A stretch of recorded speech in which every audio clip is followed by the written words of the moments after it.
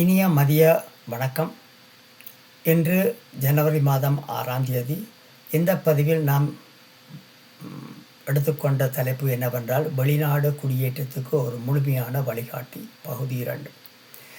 ஏற்கனவே பகுதி 1 நான் வெளியிட்டுள்ளேன்.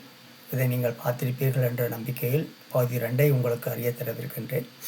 அது மட்டுமில்லாமல் இந்த வெளிநாடு குடியேற்ற திட்டம் பல வருடங்களாக, அதாவது 1940க்கு பிறகு ஆங்கிலேயரால் அறிமுகப்படுத்தப்பட்டு பின்னர் 1980ஆம் ஆண்டுகளில் கனடாவில் இது இன்னும் மிக முக்கியமான ஒரு விடயமாக கருதப்படுகின்றது. இதைத் தொடர்ந்து பல நாடுகள் தற்பொழுது இதை செய்து வருகின்றன.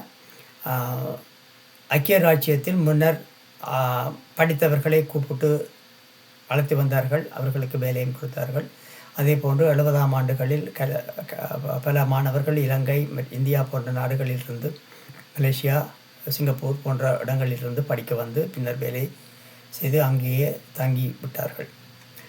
இவற்றை பின்பற்றித்தான் 80ஆம் ஆண்டுகளில் கனடாவில் துவக்கம் இந்த வெளிநாட்டு குடியேற்ற திட்டம் அமலுக்கு வந்து, அதன் பின்னர் முதல் 1980ஆம் ஆண்டுகளில் குறைந்த அளவில் இருந்த எண்ணிக்கைகள் பேர்ந்து பெருமளவிலாக இப்பொழுது அதிகரித்துள்ளது.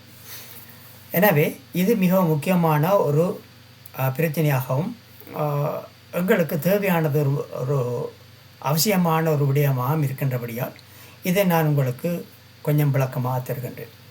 இந்த பதிவில் இந்த படிகளை சரியான பின்பற்றி முழுமையாக தயாராக இருந்தால் ஒரு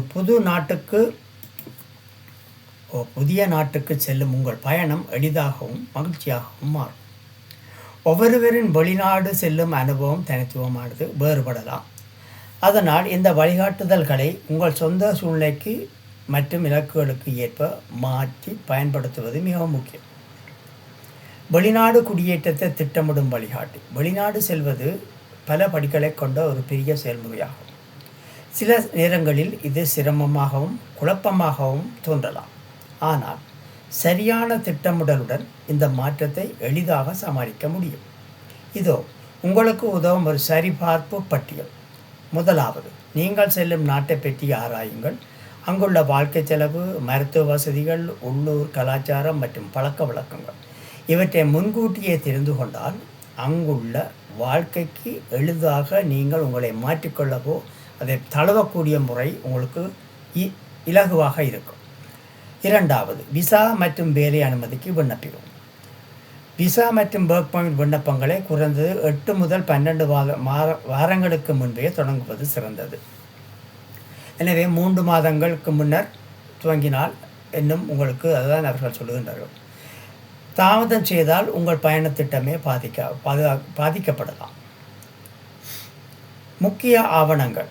மூன்றாவது, முக்கிய ஆவணங்கள் தயார் செய்யுங்கள். அதாவது கடவுச்சீட்டு, ஆங்கிலத்தில் பாஸ்போர்ட் என்று சொல்வார்கள். விசா ஆவணங்கள்,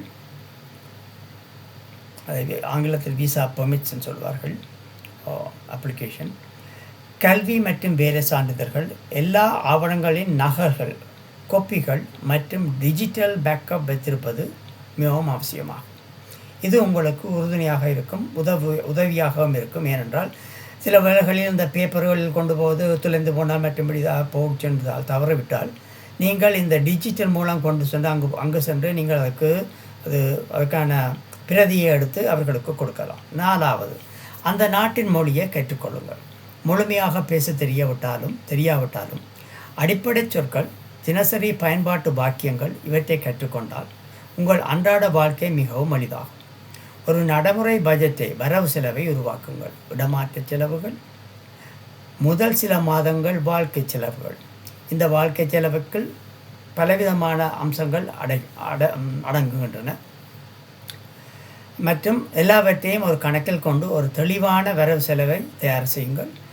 6வது, வேலைவாய்ப்புகளை ஆராயுங்கள். அந்த நாட்டில் ஜாப் மார்க்கெட் தற்பொழுது ஒவ்வொரு ஏஜென்சி, அதாவது வேலைகளை எடுத்து கொடுக்கும் தாபனங்கள் இருக்கின்றன. அவற்றை அவர்கள் மூலம் நீங்கள் வேலை எடுக்கலாம்.